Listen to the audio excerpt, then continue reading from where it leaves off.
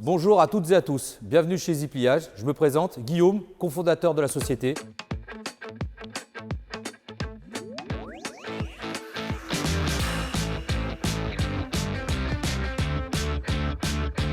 Aujourd'hui, nous allons aborder la pose sur support de fixation. La pose sur support de fixation est recommandée pour tous les ouvrages supérieurs à 2 mètres et les constructions toit-terrasse. Petite précision avant d'énumérer l'outillage, ce type de pose ne peut pas recevoir de claustras, de barrières ou de garde-corps. Pour la mise en œuvre de cette opération, nous avons besoin d'un mètre à ruban, un crayon, une équerre, une scie sauteuse lame aluminium, un marteau, une visseuse, un perforateur avec une mèche de 6, des chevilles à frapper diamètre 6, un pistolet à colle et bien sûr de la colle polyuréthane. Donc nous disposons pour ce chantier de supports de couvertine, d'une pièce d'angle à 90 degrés, d'éclisses de jonction et d'embouts de finition. Étape numéro 1, positionnement de l'angle. Donc là, on a positionné la pièce d'angle à 90 degrés. Nous avons tracé aux extrémités. Étape numéro 2, positionnement des supports. Le support est plié de façon avec un angle à 90, un autre angle à 110 degrés. La partie à 90 degrés va sur l'extérieur de votre façade pour la protection de vos enduits. Il est muni aussi d'une rigole intérieure qui va servir à recevoir les chevilles à frapper. Donc nous les positionnons à l'axe du traçage, toujours dans la rigole, pour percer. Nous venons saisir donc l'équerre, vous la positionnez sur le mur et vous vérifiez bien que votre équerre et que votre support de fixation soit à 90 degrés. Maintenant, nous allons procéder au perçage et à la fixation. Une fois le premier trou percé, positionnez une cheville pour plus que le support ne bouge. Avant chaque perçage, vérifiez bien l'équerrage de votre support de fixation et la dépasser par rapport à votre mur. Une fois les chevilles percées et installées, frappez-les légèrement pour les enfoncer. Nous finirons la fixation avec une visseuse. Maintenant, nous allons tracer les prochains supports à 1,50 m. Les supports de fixation doivent être positionnés en fonction de la taille de vos couvertines. Si vous avez une couvertine de 3 mètres, positionnez-les tous les 1,50 m. Si c'est une couvertine de 2 mètres, tous les 1 mètre.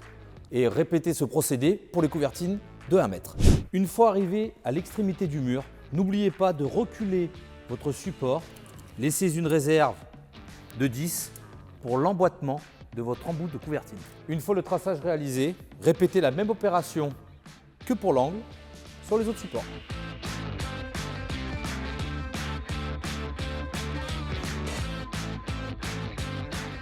Une fois les supports fixés et installés, nous allons procéder à l'installation de la pièce d'angle. Veuillez toujours commencer par l'extérieur de la pièce.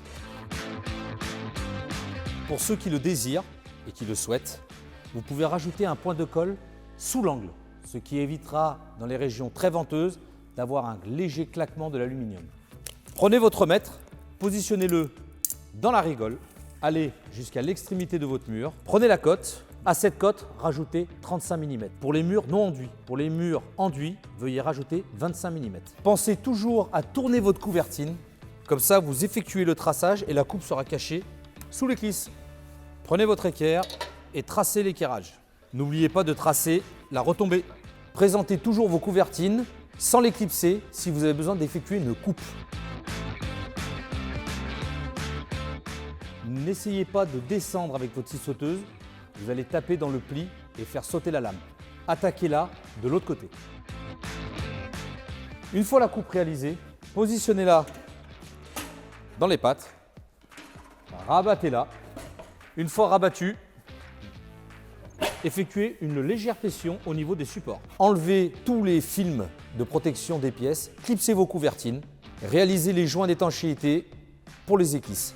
Retirez le film sur les embouts de finition, réalisez un cordon sur la languette large de l'embout et l'emboîtez à l'intérieur de la couvertine. Pour la pose de l'embout, nous allons donc réaliser un joint d'étanchéité sous la couvertine. Ensuite, nous venons insérer l'embout pour pouvoir le coller.